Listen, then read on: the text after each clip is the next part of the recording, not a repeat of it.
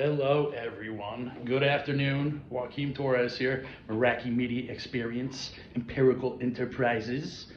I want to show you some amazing stuff, but right off the bat, check that out.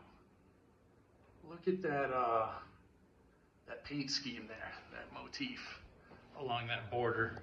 And then notice too, the bead right down the seam where the wall meets the ceiling is outstanding. Big shout to Corey Peterson, general contractor. Does some tremendous creations and craft work. But I wanted to speak on, what does a home inspector do? What are their responsibilities? Being that I am an InterNACHI trained certified home inspector, and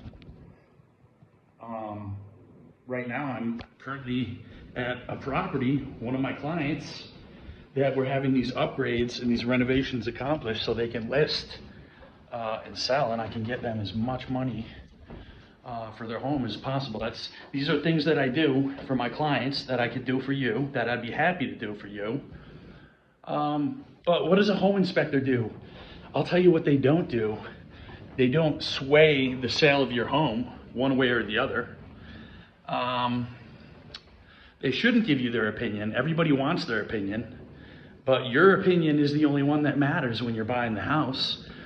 Consider them an information center. They gather information and present it to you in a clear, concise way.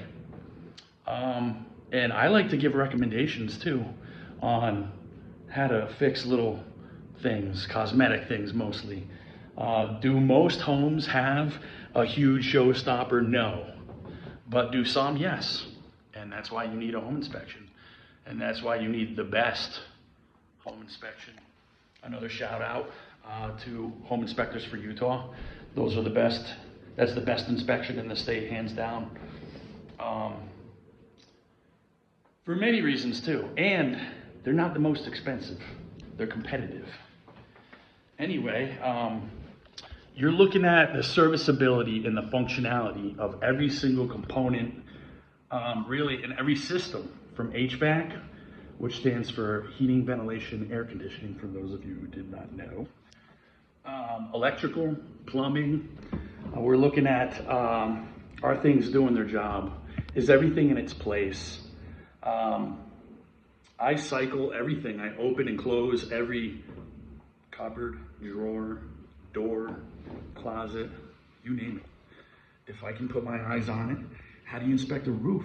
What do you look for when inspecting fiberglass-based asphalt shingles as opposed to different types of roofing? Well, right off the bat, the best way to inspect a roof is walk on it. If it can be done safely, because safety is really paramount, always really number one.